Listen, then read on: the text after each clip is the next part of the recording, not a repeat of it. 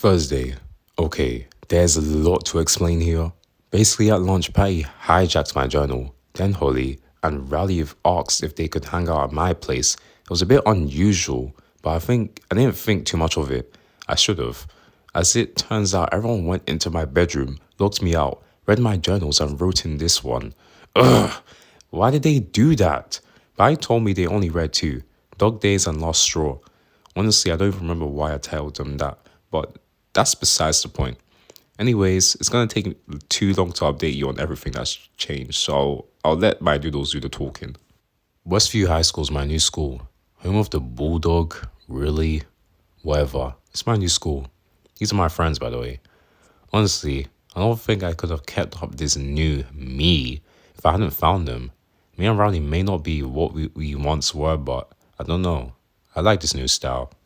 Friday, I'm not the smartest person around, but I'm not an idiot either, which is why I find it odd that whenever a big assignment comes, the popular kids somehow manage to weasel their way into doing the bare minimum. Imagine my shock in freshman year when some teacher straight up ignored you in favor of helping the cheerleading captain in class who didn't own a pencil. Uh, what's up, fancy? Damn, this teacher. And nonsense, bruv. Nonsense. This year I got some okay-ish teachers. I know there's a lack of teachers in the world or something, but sometimes you wonder why some people become teachers when they clearly don't like teenagers. That's so real. Thankfully, some people still like their jobs in this world. More specifically, my human anatomy teacher, Mrs. Mello. She told us on the first day of class that to pass her class, there would be an assignment starting the second quarter that would basically determine whether you passed or failed. Mrs. Momo, the type of person who, if you asked for their kidney, they'd give you both just so you'd have options. She's an angel. Get it? And honestly, that's the type of reassurance I need these days. I know I said that some days just melt into each other, but being more honest, I've got no clue what's going to happen in the future. I'm not gay, Greg. Lol, could you imagine? Okay, so my usual school days typically consist of pacing the hallways after fourth or fifth period, so I'm not the first one at the lunch table because I cannot be seen eating alone. But today I've actually found Rally while doing my second round around my classroom. He seemed to be worried. Man, Rally? Turns out he was waiting for me. He told me he had something really important he needed to tell me.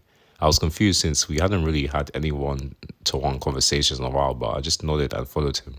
I then realized he didn't have a clue where any of the hidden places were, so I took the lead instead. The reason I know where all the nooks and crannies are is because for the majority of my freshman year, well, I was a bit of a loner.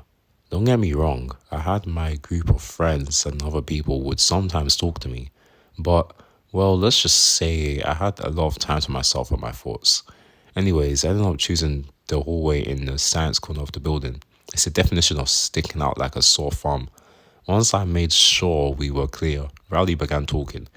Greg, what do you think about Holly? Yeah, no, he isn't slick.